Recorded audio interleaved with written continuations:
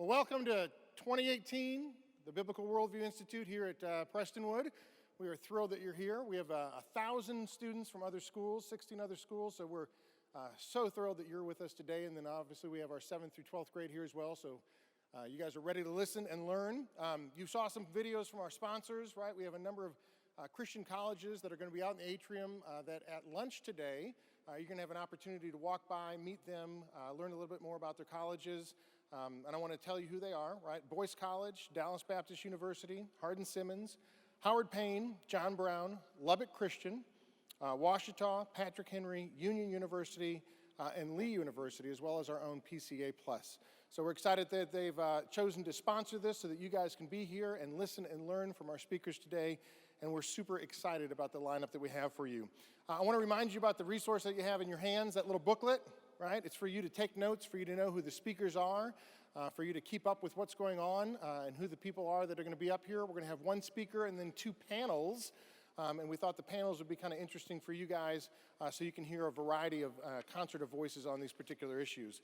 But I want to start off today with introducing kind of our main speaker. It's his book, When Harry Became Sally, that really is the foundation for what we're talking about today, dealing with gender and sexuality. His name is Ryan T. Anderson. Dr. Anderson is the Senior Research Fellow at the Heritage Foundation. He's the founder and director of Public Discourse, the online journal of the Witherspoon Institute. As I mentioned, he's the author of When Harry Became Sally, Responding to the Transgender Moment, and also of Truth Overruled, The Future of Marriage and Religious Freedom. And he's the co-author of What is Marriage, Man and Woman, A Defense of Debating Religious Liberty and Discrimination. So he spends a lot of time dealing with these particular issues in Washington. He's got his Bachelor of Arts degree from Princeton University and received his doctoral degree in political philosophy from the University of Notre Dame. Please welcome Ryan T. Anderson.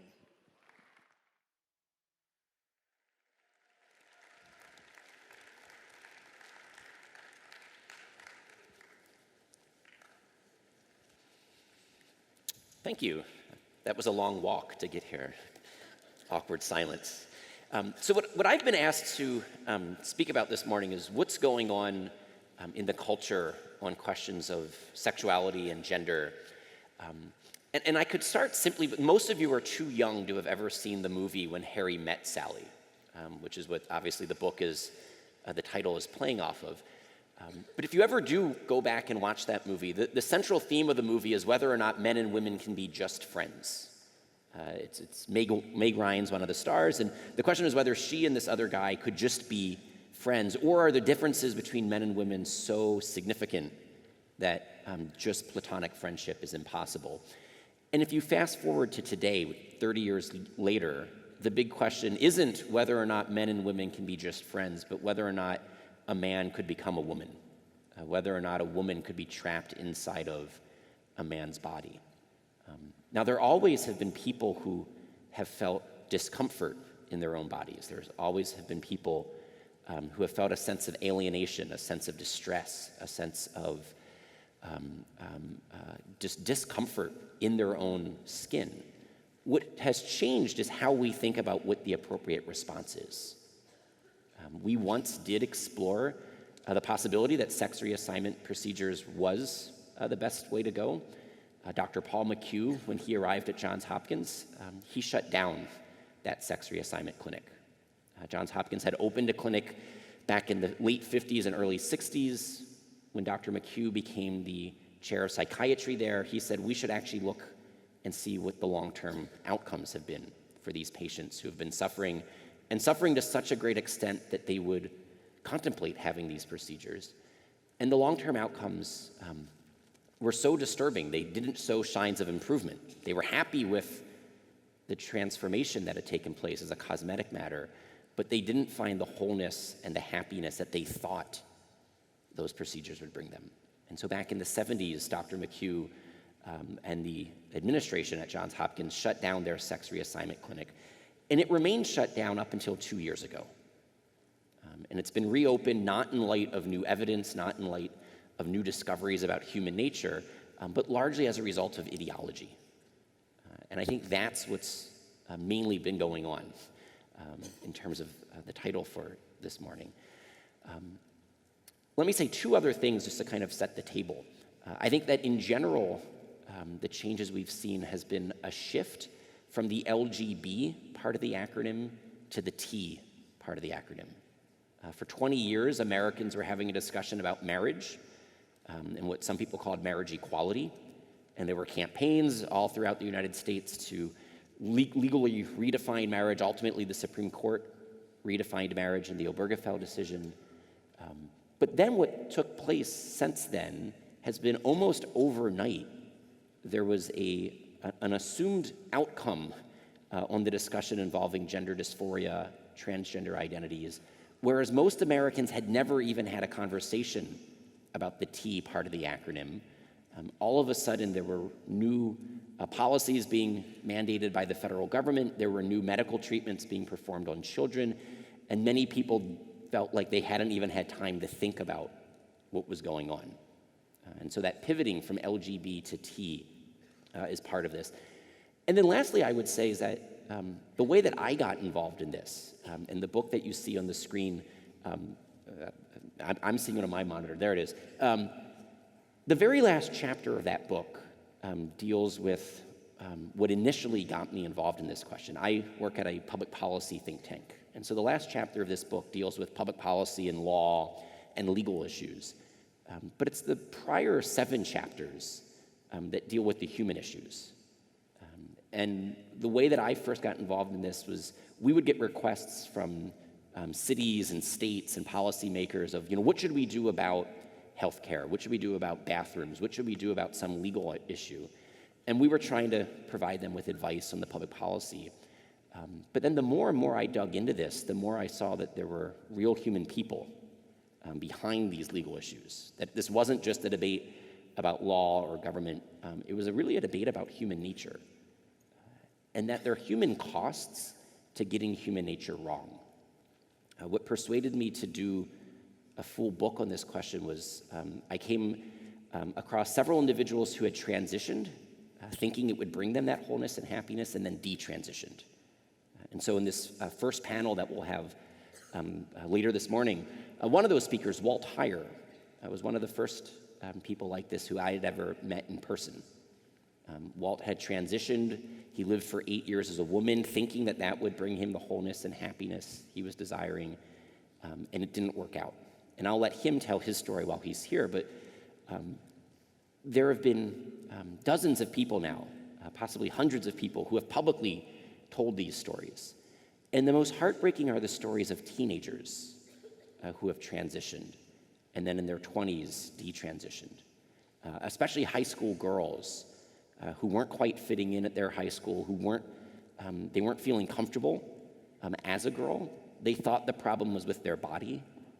They'll take testosterone, they'll have a mastectomy performed, and then it's in their 20s that they might realize the mistake that they've made. And so that's what kind of prompted me to say, I want to do what I can to help people from repeating those mistakes. And I think that's the challenge for your generation. I recognize that we're probably now a generation apart. And the question's going to be for high school students, how do you respond when one of your classmates is experiencing gender dysphoria? When someone you know, someone you love, doesn't feel comfortable in their own body? Is the appropriate response directed at the body, or is the appropriate response directed at the thoughts and at the feelings? What's gone wrong, and how do we respond? But at the foundation level here are competing understandings of that human person. And so this is where I kind of want to start digging in to what's going on in the transgender moment. What's taking place right now are radical claims about human nature, about what it means to be a man or a woman, what it means to be an embodied being, and what determines our identity. And so people say that we live in a postmodern age that doesn't believe in metaphysics, metaphysics being the philosopher word for the study of what is, the study of being. We just live in a postmodern age that promotes a different metaphysics. Claims are being made about the human person. And we need to look at those for what they are, philosophical, theological claims, except they're being made by doctors and scientists. Because in our culture, it's the doctors and the scientists who have cultural authority. It's not the priests and the theologians and the philosophers, it's doctors and scientists. So in this first slide, I want to show you, this is a quote from Dr. Deanna Atkins. She's a professor at Duke University Medical School. She's the director of their adolescent gender care clinic. And she says that from a medical perspective, the appropriate determinant of sex is gender identity. It's counter to medical science to use chromosomes, hormones, internal reproductive organs, external genitalia, or secondary sex characteristics to override gender identity for purposes of classifying someone as male or female. Now that's a radical claim, an anthropological claim, a claim about human nature. And it's radical for a couple of reasons. First, a generation ago, the word gender was used in distinction to sex. The second wave feminists who were using the word gender to apply to people, they said that sex was merely biological and then gender was a social construct. And so gender roles, gender norms were socially constructed. The argument now being made is that your gender identity determines your sex. Now, just 5 years ago, chromosomes and hormones and internal reproductive organs and external genitalia and secondary sex characteristics were the bread and butter of medical science. Now we have a medical professor telling a federal court that it's counter to medical science to point to any of those objective realities if they conflict with someone's subjective identity. That's the cultural change that's taking place. A change from objective realities to subjective identities. And this isn't just taking place in courtrooms. I can see many of you are wearing the PCA sweatshirt. So if you weren't attending Prestonwood for high school or for junior high school, you might have encountered the next two slides. These are being used in public schools across not just this country, but across the world. I've spoken in Europe, in South America, and Australia, and audience members at the talks have told me that they've seen this graphic in their child's school, the next graphic. And what the gender unicorn wants to be doing is it wants to catechize a young person into how they should think about their own body and their own identity. And what you can see from the graphic is that it claims that we have these 5 different aspects of our identity, and they exist along spectrums. That's why on the right-hand side and at the bottom, you see those arrows. Right? And so there's gender identity, which they define as, quote, how you in your head define your gender, based on how much you align or don't align with what you understand to be the options for gender. And in those blue boxes, it lists, quote, 4 of infinite possibilities: womanness, manness, two-spirit, and genderqueer. So that's gender identity, which they locate in the multicolored brain of this genderbread person. Below that, they have gender expression, which is how you manifest your gender identity. And then in those boxes, they list feminine or masculine, butch, femme, androgynous, or gender neutral. Then they have biological sex, which also exists along a spectrum. You'll see those arrows there. And then finally, they have 2 components for what otherwise is referred to as orientation. They have sexual attracted to and romantically attracted to. And so young people are being catechized to think about their own identity. What's my gender identity in my brain? What's my gender expression? What's my merely biological sex? And then who am I romantically attracted to and who am I sexually attracted to? And none of those things necessarily have to line up. There's no order to creation. This is all kind of self-creation or self-discovery. You as a young person need to decide for yourself your gender identity, your gender expression, your biological sex, your romantic and sexual attractions. Now, you'll notice from this slide that this is version 3.3. So at the title, it says the Genderbread Person V 3.3. This is the most up-to-date version. And the genderbread person has gotten in trouble. The genderbread person got in trouble for 2 reasons. First, they said that the genderbread person was politically incorrect. The genderbread person uses a politically incorrect term. And then second, they said that the genderbread person was supporting the patriarchy because it looks too much like a man. They said it looks like a gingerbread man. So even the most up-to-date teaching tool for what's been cutting edge on sex and gender is now out of date. So the new graphic is the gender unicorn. And your reaction is it's revealing, right? You'll respond to the gender unicorn with kind of a shocked, ridiculous take on this. But younger people, this is being used in kindergartens, in grade schools. This will shape how they come to think about their own bodies, their own identities. It's not meant to appeal to you, high schoolers. It's not meant to appeal to your parents. It's meant to appeal to your younger siblings, to your future children. It looks like Barney, right? The purple dinosaur, it's now a purple unicorn. And you'll notice that in the middle of the graphic, it now says sex assigned at birth. Right? That was the politically incorrect phrase. The previous graphic said biological sex. The new graphic says, no, it's just assigned at birth.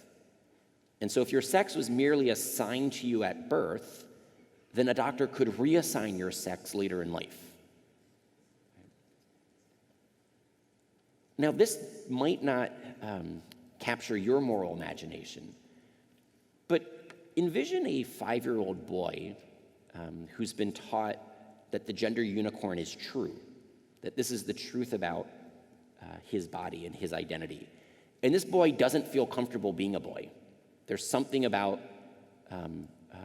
his life at that moment in time where he's feeling a little bit uncomfortable. He's not fitting in with the other boys. Maybe some of the other boys are picking on him. How is he likely to respond? If you believe on the one hand that we've been created by a loving, all-powerful God who created us male or female, or if you believe on the other hand that your sex was merely assigned at birth and it could be reassigned later in life, how are you likely to make sense of your own thoughts, your own feelings, your own experiences? Because this is something that all of us do, regardless of our age, whether you're a grade schooler or a high schooler or a professional working out there in the marketplace. We're constantly trying to make sense of our lives. And we try to make sense of our lives based upon certain core convictions, certain core beliefs. We have a script, we have touchstones, and we will interpret our thoughts and our feelings and our experiences in light of a worldview. Right? That's why this conference is the Biblical Worldview Conference.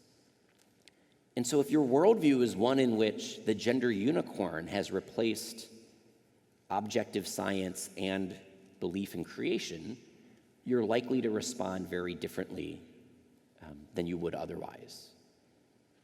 So too if your parents and your doctors have embraced the gender unicorn worldview.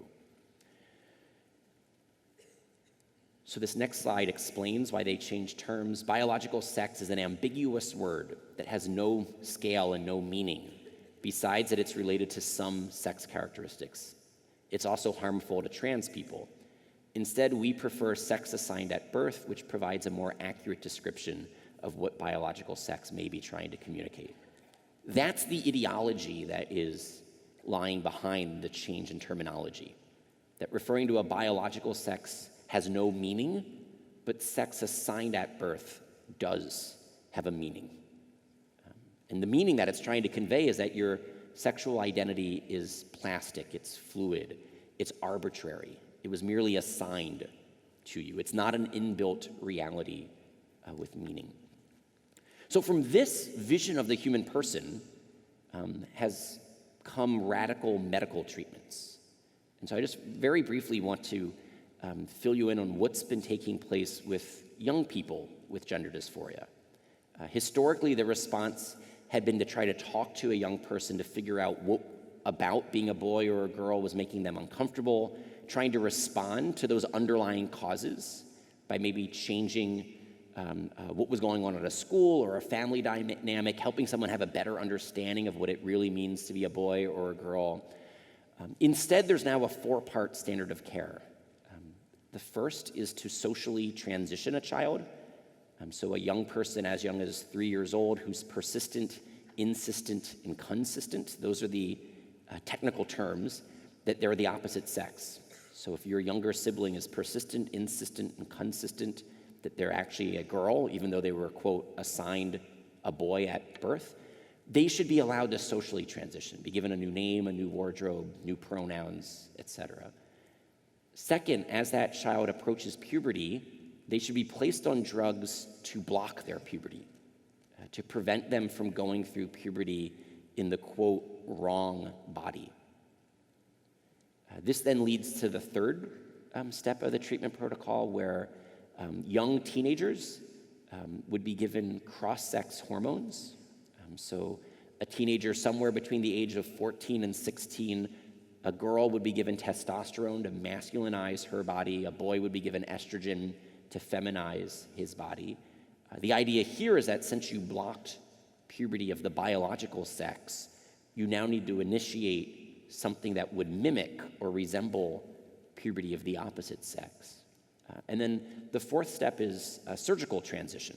So after you blocked puberty, you hormonally transitioned, you could then go for surgical transition. The current guidelines recommend waiting until age 18 for surgical transition, but increasingly doctors are suggesting that it take place at age 16. And just 2 months ago, in September, there was a study published, and it was meant to show how beneficial reassignment procedures are. And what it revealed in the raw data was that there had been 2 12-year-old girls who had participated in this study who had had double mastectomies performed on them. And so one of the questions here is that, is this even appropriate for a young person to be making these radical, life-altering, permanent decisions to their bodies? After removing breasts, they don't grow back. After taking testosterone and having your voice deepen, your vocal cords thicken, you won't ever get your original voice back. These are permanent, life-altering decisions that are now taking place on young people. So let me say a couple of things about how to think about this. If this is the underlying worldview, the gender unicorn being the underlying worldview, if this is the medical treatment program, how should we really make sense of this, especially at a worldview level? To begin with, I think that what the transgender worldview combines is a new form of the ancient philosophy of Gnosticism, in which the real self is something other than the body, while simultaneously embracing materialism, in which only physical bodies exist. So I want to point out some of the contradictions that are underlying this moment that we're living in. On the one hand, they want to say the real person is something other than the physical body, so that you could be trapped in the wrong body. But on the other hand, they only believe that physical bodies exist. They're materialists. And so who or what is the real self that's trapped in the wrong body? That's going to be one of those questions for the people who embrace materialism but also have embraced a new form of Gnosticism. Historically, for ancient philosophers like Aristotle, in opposition to Gnosticism, for the Christian tradition, we're a unity of mind and body, of soul and body. And it's an inseparable unity. It's not as if your soul could be trapped in the wrong body, because your soul is the form of the body. And so there's a question for modern people who are saying that you're trapped in the wrong body. Who or what is the you that's trapped in that body? But at the same time, it defines sex now entirely in terms of gender identity, which is now entirely being referenced in terms of stereotypes. So how do you know if you're a boy trapped in a girl's body? It's because you enjoy stereotypically boy activities. You like the color blue, or you prefer trucks to Barbies. So it's doubling down on sex stereotypes, all the while telling us there are no meaningful differences between men and women, and that biology doesn't make a difference, and yet gender identity does. And so I want to ask you a couple of questions. If gender is a social construct, how could your gender identity be innate and immutable and determined by biology in the womb? Because one of the claims is that your gender identity was determined prior to birth, in the womb. It can't be changed. But if gender is a social construct, how could your identity with respect to a social construct be determined biologically and be immutable? But what does gender identity even refer to? What does gender feel like? The claim is that gender identity is an internal sense of gender. So let me ask the women in the room, what does it feel like to feel like a woman? What does it feel like to feel like a girl? Are all of you feeling the same way right now? Is that what makes you women or girls, an internal feeling? And then a question for the guys in the room. How would you know if you felt like a woman? Right? If you're a man, how would I know what it is to feel like a woman? Apart from stereotypes, apart from doubling down on the stereotypes, the gender expectations that the culture gives us. A question for everyone. Why should feeling like a woman, whatever that means, make someone a woman? Right? Our feelings don't determine anything else. Very few were the people who went along with Rachel Dolezal. Rachel was the white woman who felt like she was black and who identified as black and who was running a local NAACP chapter until she was exposed for being a white woman pretending to be black. Why do we not embrace transracial identities or trans-species identities? There are now several, these are rather sad stories, but there are several prominent news stories of humans who have surgically tried to transform themselves to resemble lizards and dragons and various animals. No one actually believes that they're a dragon trapped in a human's body. Our feelings don't determine our age, our height, our weight. They don't determine our race. Why would they determine our sex? And why would we go along with trying to do the impossible, transforming bodies to line up with mistaken thoughts and feelings, rather than doing what is possible, helping people to line up their thoughts and their feelings with the reality of their bodies? Now, to a certain extent, gender identity sounds a lot like religious identity. And what I mean by that is it's an identity shaped by and determined by beliefs. So if you're a Christian, you believe that Jesus is the Christ. If you're a Muslim, you believe that Muhammad is the prophet. But our beliefs don't determine reality. Our beliefs don't determine the truth.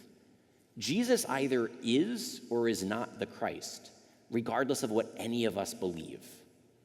Muhammad either is or is not the prophet, regardless of what any of us believe. I either am or am not a man, regardless of what any of us, including myself, believe. And so just like in religious life, you try to form your beliefs in accordance with the truth. Right? So part of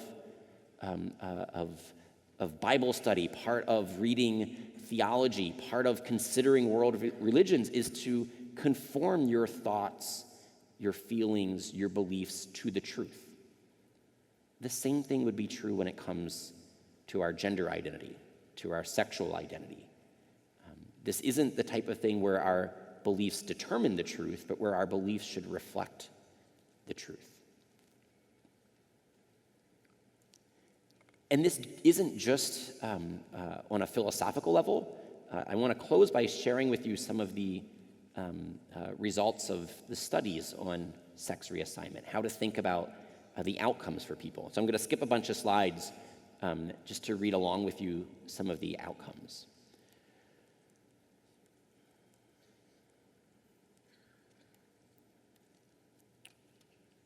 I went one too far. This is from Dr. Larry Mayer. Scientifically speaking, transgender men are not biological men, and transgender women are not biological women. The claims to the contrary are not supported by a scintilla of scientific evidence. Robbie George at Princeton, changing sexes is a metaphysical impossibility because it's a biological impossibility. Sex reassignment procedures, they don't make a man into a woman or a woman into a man. Our identity as male or female is a biological reality based upon how an organism is organized with respect to sexual reproduction. There are two sexual reproductive systems. That's what determines whether you're a boy or a girl, a man or a woman. And what modern medicine can do is it can remove certain external genitalia, certain internal reproductive organs. It can try to surgically create something that resembles the opposite sex's organs. It can try to masculinize or feminize your face, your hands, but it can't actually turn a man into a woman. As Robbie says, it's a metaphysical impossibility because it's a biological impossibility. From the very moment of conception, each and every one of us was either a man or a woman. This starts with the chromosomes that we inherit from our mother and father. Those chromosomes then lead to the development of certain internal organs in utero, which then lead to the production of certain hormones in utero, which then leads to the development of certain genitalia in utero. All of this takes place well before birth. Your sex wasn't assigned to you at birth. Chances are, given your generation, an ultrasound technician identified your sex around 20 weeks conception. Your mom and dad had an ultrasound of you when you were in your mother's womb, and that's when they identified your sex. No one assigned it to you, and it certainly didn't happen at birth. So as a physical matter, sex reassignment is impossible.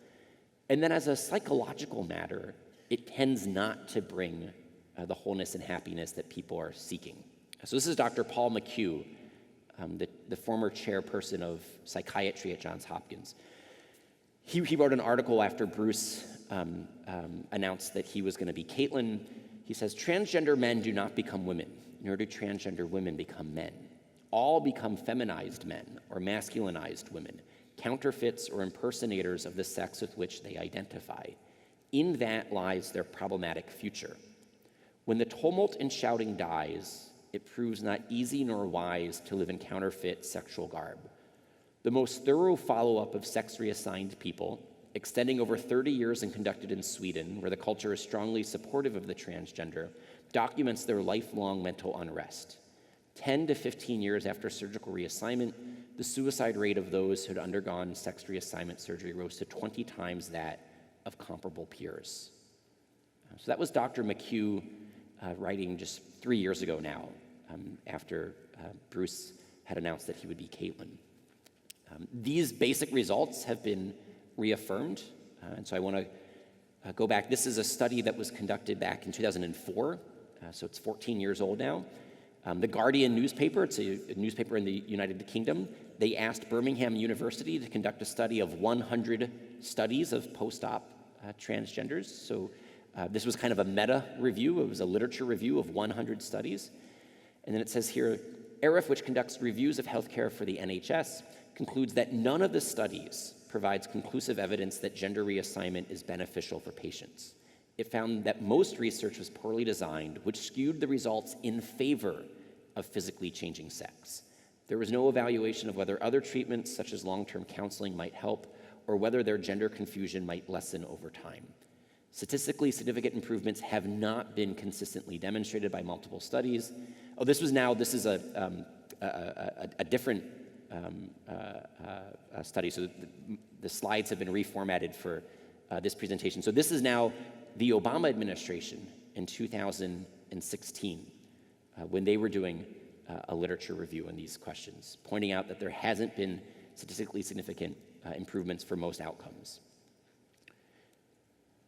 Based on a thorough review of the clinical evidence available at this time, there's not enough evidence to determine whether gender reassignment surgery improves health outcomes. There were conflicting, inconsistent study results. Of the best design, some reported benefits while others reported harms.